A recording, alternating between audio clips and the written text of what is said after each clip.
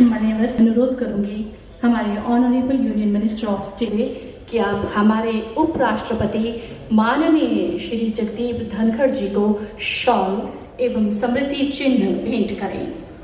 मान्यवर कृपया इसे स्वीकार करें।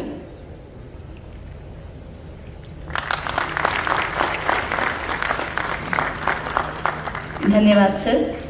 और अब मैं अनुरोध करती हूँ डॉक्टर एन कलई सेल्वी जी से, डायरेक्टर जनरल CSIR मोदी राज्य मंत्री स्वतंत्र प्रभार डॉक्टर जितेंद्र सिंह जी के साथ हम सबके बीच में मान्यवर का स्वागत कीजिए। सर्वप्रथम आप सबसे निवेदन है, कृपया अपने अपने स्थान पर खड़े हो जाइए राष्ट्रगान के लिए। Police band to play national anthem. Have emerged as a key driver of economic development and critical accelerators of innovation. India now ranks third largest startup ecosystem in the world. And an encouragement for innovators and youngsters, which you had so wonderfully discussed with them during the startup innovation. Sir, in an era defined by rapid technological advancement, the relationship between the technology and bioeconomy has emerged as a cornerstone for fostering sustainable development and addressing global challenges. Biotech innovations have been in the forefront of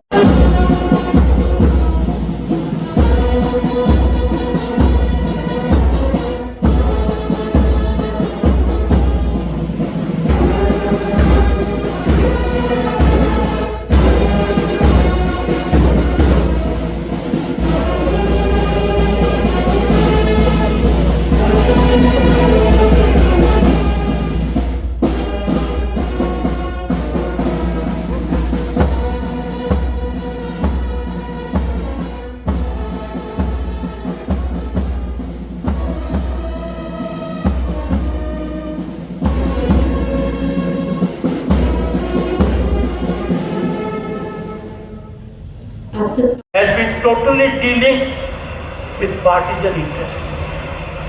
विकास का राजनीति से इतना लगाव नहीं होना चाहिए कि हम विकास के दुश्मन बन जाएं। विकास सभी का है। विकास का फायदा अबव पार्टीजन इंटरेस्ट मिलता है। उस विकास में हमें राजनीति कभी नहीं देखनी चाहिए। आज के दिन एक बहुत बड़ी किरण जागी है। दुनिया को विश्वास हुआ है, दुनिया की संस्थाओं को विश्वास हुआ है कि भारत निश्चित रूप से उस रास्ते पर चल पड़ा है कि 2047 में जब भारत आज़ादी के 100 साल मनाएगा तो भारत दुनिया की पराकाष्ठा पर होगा, विश्व का नंबर 1 देश होगा।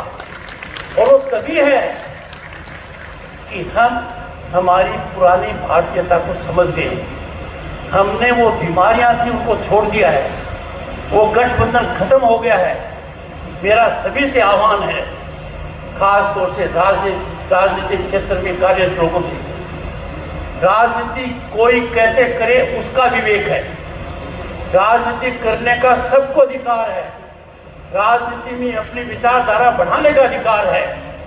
ये मौलिक अधिकार है भारत के संविधान के तहत।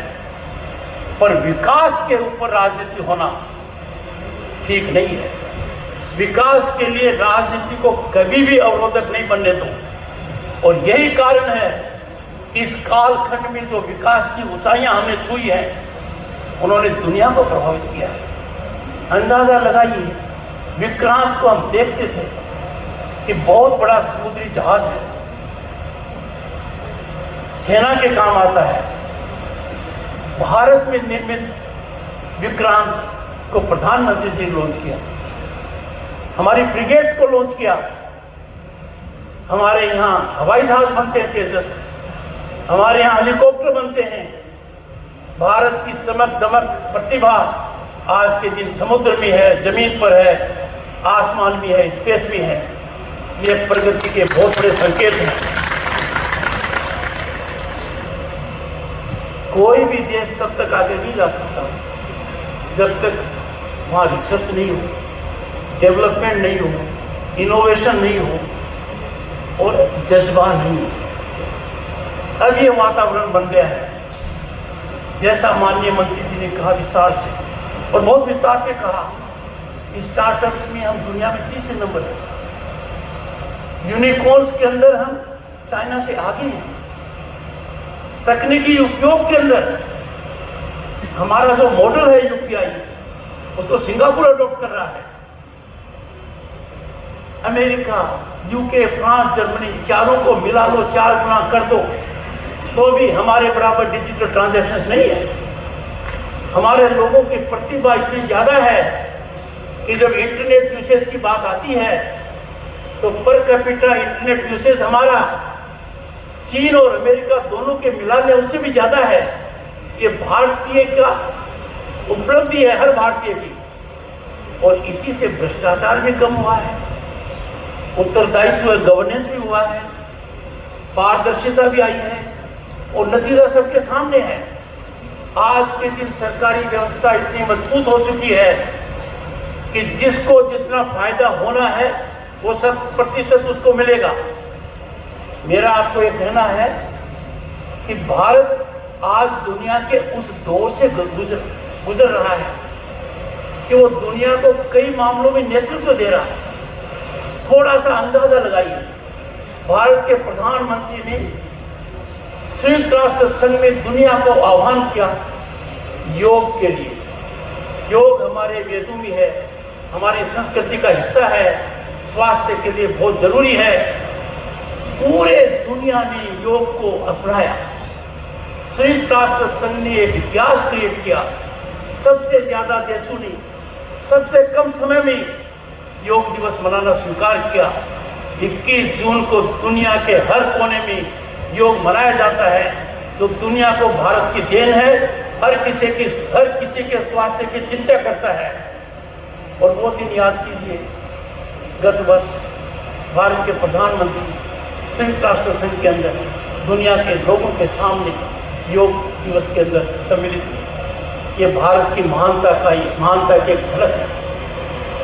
हमने जो हाल में कार्यक्रम किया G20, आपके यहाँ बैठक हुई, दुनिया अपने देश के 65 लोकेशंस में हुई। दुनिया ने देखा भारत की पहचान इसकी संस्कृति है, संस्कृति की गहराई है, इसकी वर्तमान विकास की दर है। और यही कारण है कि विश्व पटल पर आज के दिन भारत जिस मुकाम पर पहुंचा है, भारत की आवाज जिस बुलंदी से सुनी जाती है, ऐसा पहले कभी नहीं हुआ। ये हम सबके लिए गर्व की बात है। हम सबको संकल्प लेना होगा कि हर परिस्थिति में हम हमारी भारतीयता को आगे रखें। भारतीयता हमारी पहचान है, भारतीयता से हम दूर नहीं हट सकते। भारतीयता हमारी संस्कृति का एक मूल आधार है। हम भारतीय हैं, भारतीयता में हमारा विश्वास है। देश का इंटरेस्ट हम सदा सर्वोपरि रखेंगे। हम इस देश के महान नागरिक होने को गौरवान्वित कहेंगे। हम हमेशा इस बात को महसूस करेंगे कि we are proud Indians, we are proud of our phenomenal and great exponential growth. देखिए क्या कुछ नहीं हो रहा है, बदलाव हर क्षेत्र में नजर आ रहा है। रेल यात्रा देख लीजिए, कितने नई ट्रेन की शुरुआत की गई है। हवाई यात्रा को देख लीजिए, कितने एयरपोर्ट जारी किए गए हैं। आप तीसरा जाइए, जबकि सड़क मार्ग को देखेंगे, पूरे देश में सड़क जाल इतना जबरदस्त फैल गया है कि दुनिया के अंदर जो सर्वश्रेष्ठ सड़क मार्ग हैं। लेकिन इस क्षेत्र को उस प्रकार की प्राथमिकता नसीब नहीं हुई जिसका यह हकदार था। वोट बैंक की राजनीति करने वाले प्रशासकों ने इस क्षेत्र को विकसित होने के लिए जो व्यवस्था चाहिए थी उससे वंचित रखा। यह इलाका मूलभूत सुविधाओं से भी वंचित रहा। सिंचाई का इस कदर अभाव रहा कि इसको कंडी कहलाया गया। और अंतर्राष्ट्रीय सीमा यहां के नजदीक होने के कारण आए दिन होने वाली पाकिस्तान की गोलीबारी का यहां के लोग शिकार होते रहे। और उनके जीवन में परिवर्तन तब आया जब 26 मई 2014 को प्रधानमंत्री श्री नरेंद्र मोदी जी ने देश की बागडोर संभाली और हमें आश्वस्त किया और वचन को निभाया कि मैं इस क्षेत्र को भी देश के वाकई विकसित क्षेत्रों के स्तर पर ला करके खड़ा करूंगा। और मोदी जी के आने के बाद आरंभ हुई ये विकास की यात्रा, ये विकास की गाथा। और आज जिस परिसर में हम बैठ करके एक कार्यक्रम आयोजित कर रहे हैं, ये भी मोदी जी की ही देन है। उत्तर भारत का सर्वप्रथम इंडस्ट्रियल बायोटेक पार्क और पूरे भारतवर्ष में 14वां। इससे पहले उत्तर में केवल लखनऊ तक हम पहुंचे थे, दक्षिण में तो थे, लेकिन 2014 के बाद यहां पर इस प्रकार के संस्थान की भी स्थापना हुई।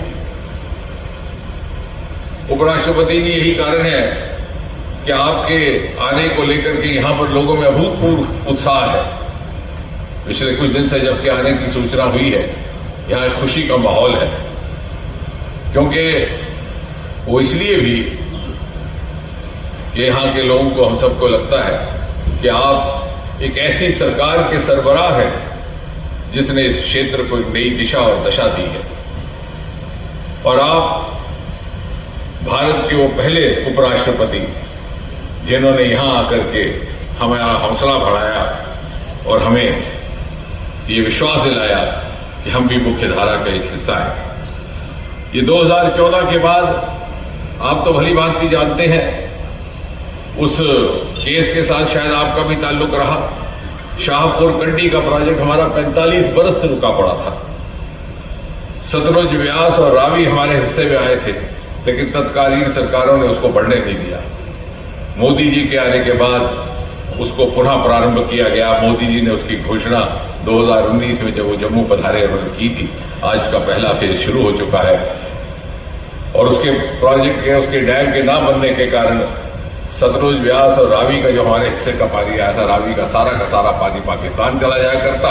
और जब गोलीबारी होती तो हमारे ही नेता खड़े होकर के कहते कि पाकिस्तान का पानी रोक दो, बिना ये समझे हुए कि हमारा अपने हिस्से का पानी भी पाकिस्तान जा रहा है।